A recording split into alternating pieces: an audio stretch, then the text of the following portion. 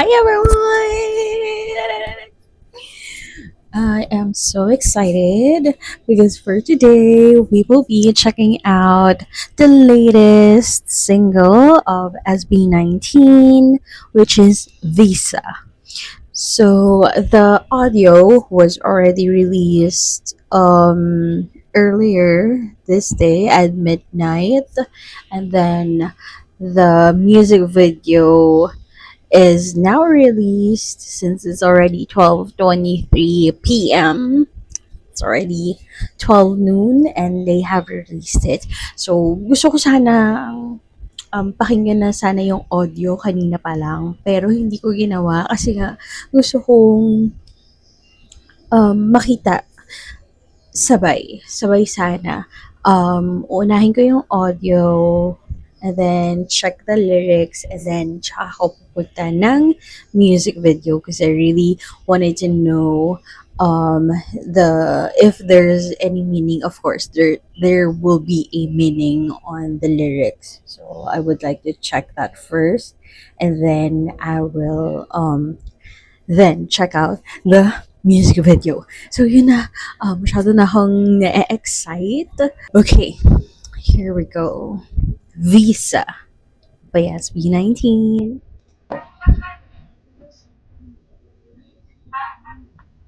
Pero siyang trumpet, no?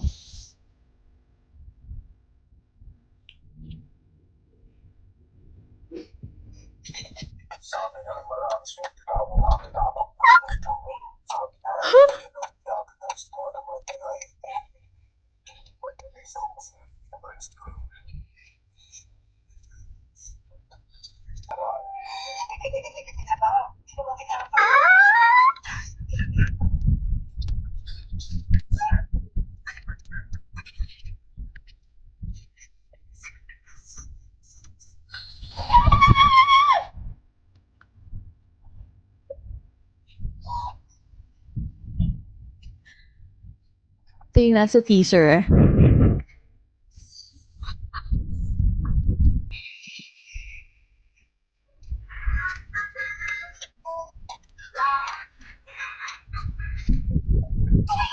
Oh my god. This is about.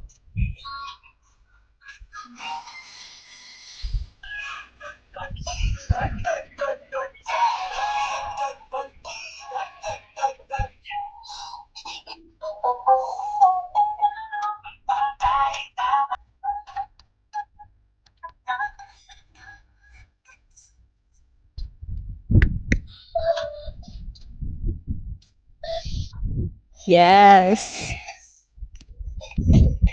Ooh. Oh.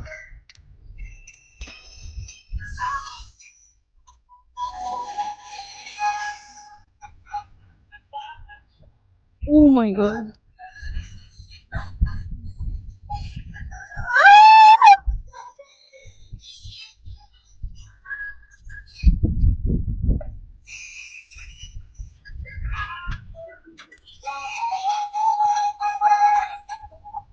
Oh my god.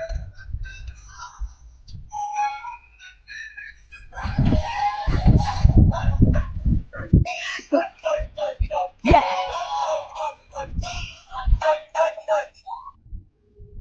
What? What happened?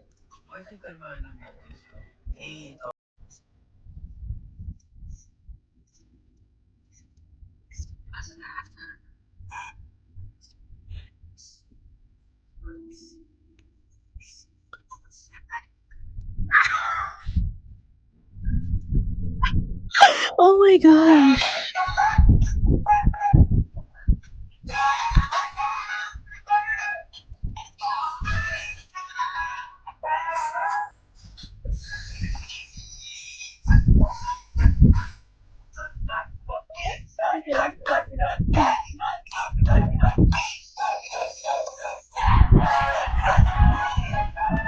Yeah, yeah, yeah. Oh my gosh, this is a banger.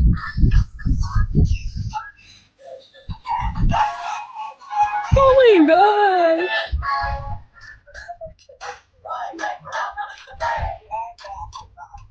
Ah, ito ako. Okay.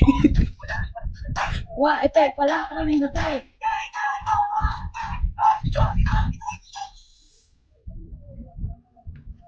Oh my god. Oh, producer Rad Kids. Nice.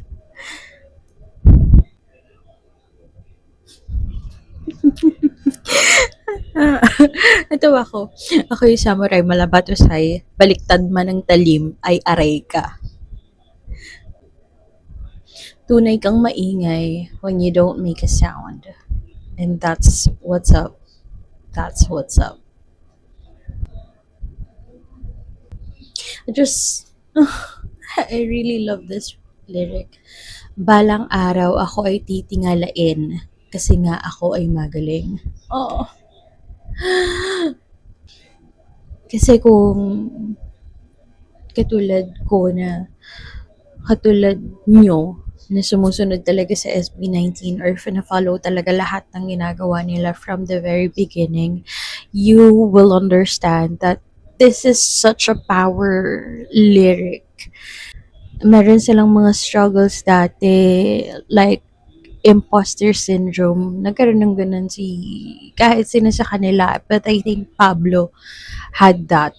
Bakit? Tinatanong niya bakit? Bakit siya? Bakit hindi naman siya gaano magaling? Di ba nandun sa isa nilang lyrics sa What? Hindi naman siya gaano magaling. Pero dito, inadmit niya na sa sarili niya na balang araw, titingalain ako kasi magaling ako.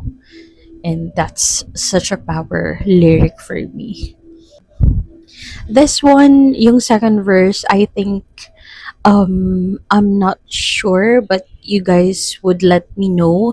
Pero parang ang dating nito is just literally, it was a literal lyric. Sabi dito, ang hirap talagang lumipad kahit na may patunay na kaya mo na kailangan pa ng visa.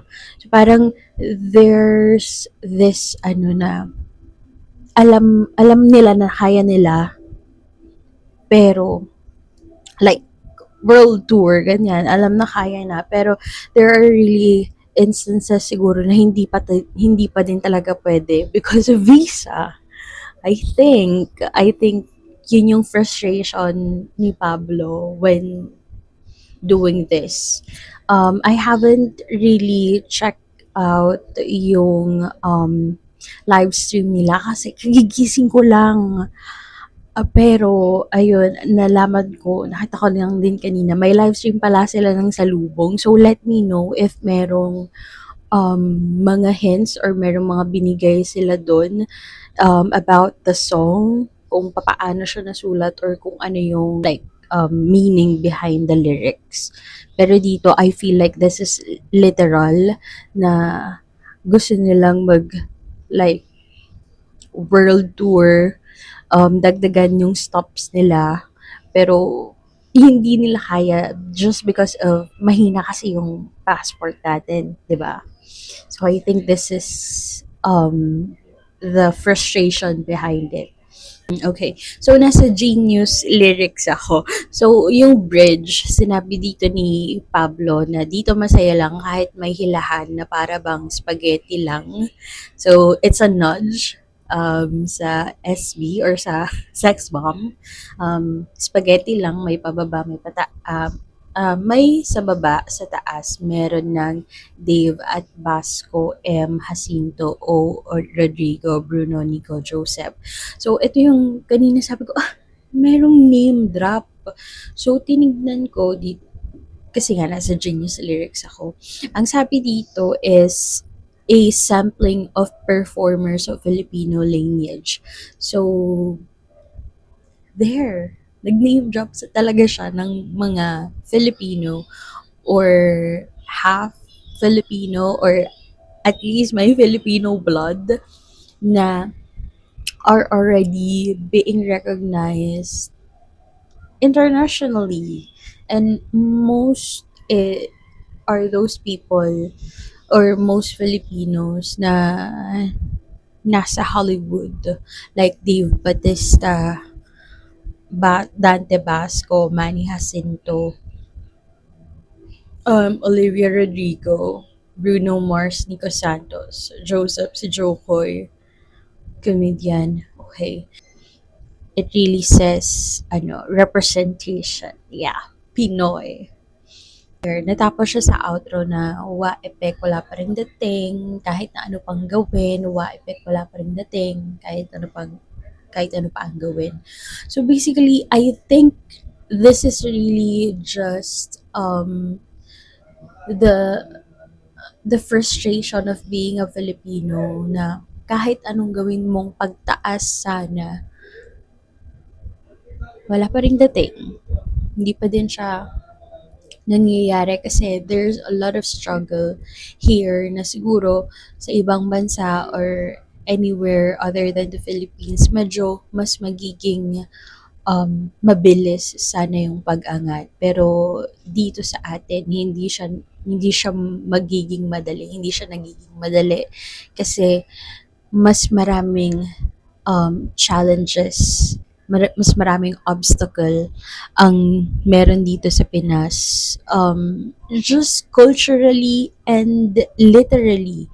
Kasi, ayun nga, one is the visa. You'll have to apply for a visa kapag lalabas ka ng bansa and masyadong mahina yung passport natin. So I think this is really about their frustration nung nagwo-world tour sila. So I think that's it. But I'll have to ask you guys if you have any input and kung may theories din kayo, let me know sa baba. So now, we will be checking out the music video naman. So, let's see. Ah! Oh my gosh! Ano tong thumbnail na to? Okay. Okay. Let me go ahead and play.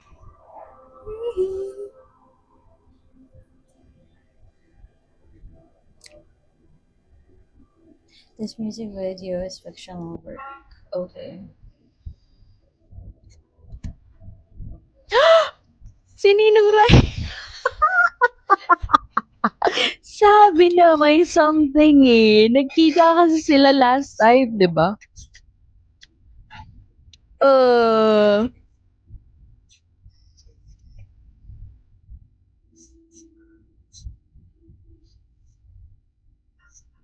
uh,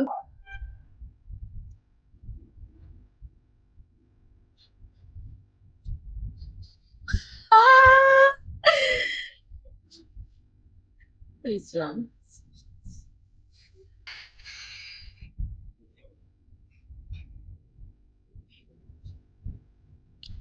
Kalbo sister.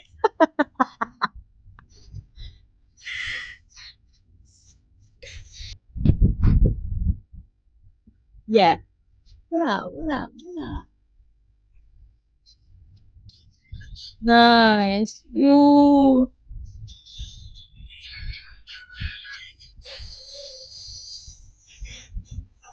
Happy. Wow.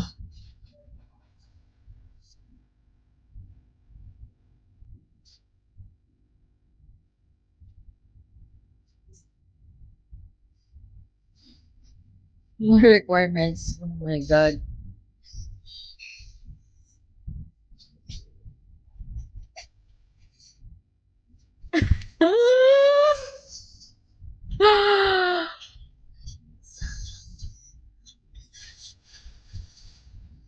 Ooh.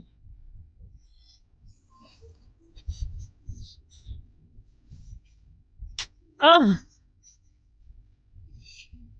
Grabe bagay kay Josh yung buhok niya ngayon. Wala.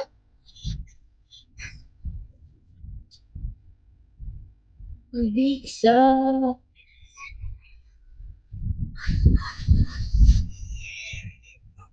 Pinoy, yeah! Pinoy. Oh, Si Poca. Hindi ko magawa.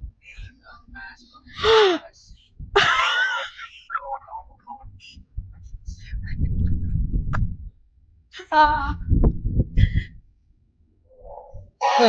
Utot. Sorry.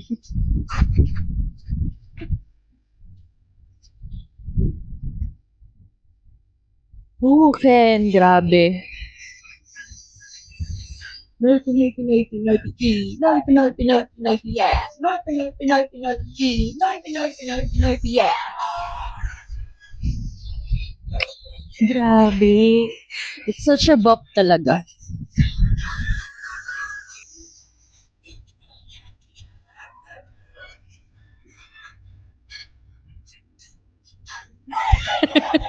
Hindi ko alam bakit napunta dyan si Po.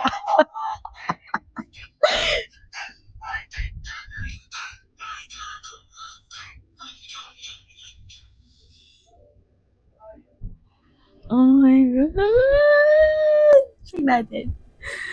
Okay. Producer.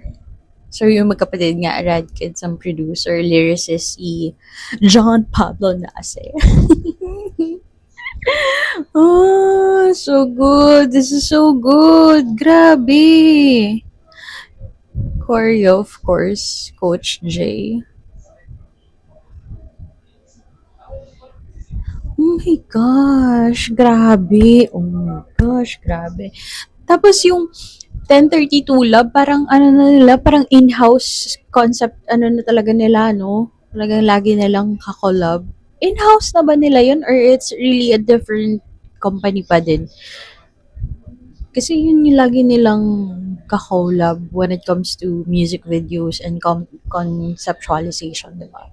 But anyway, it's so nice. And I can't wait to watch it again. So yun lang guys. Please stream. Stream natin ng stream ang Visa. Actually, kaninang 12 a.m., 12 midnight, I am already streaming sa Spotify. Pero hindi ko lang siya pinapakinggan. Mahina lang. So, ganun yung ginagawa ko. Nasa background siya, pero mahina lang. And, yeah. Yung halos hindi ko marinig, pero alam ko nagpe-play pa rin siya. Anyway, thank you guys. If you're still here watching, thank you for watching till the end. And see you on the next reaction. Possibly sa next... Oh my gosh! Sa next comeback na ng SB19. But if you do have any suggestions or recommendations for me, I will try to do it.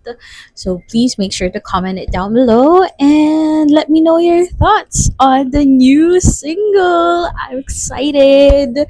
Yeah, that's it for now. Thank you guys. Bye.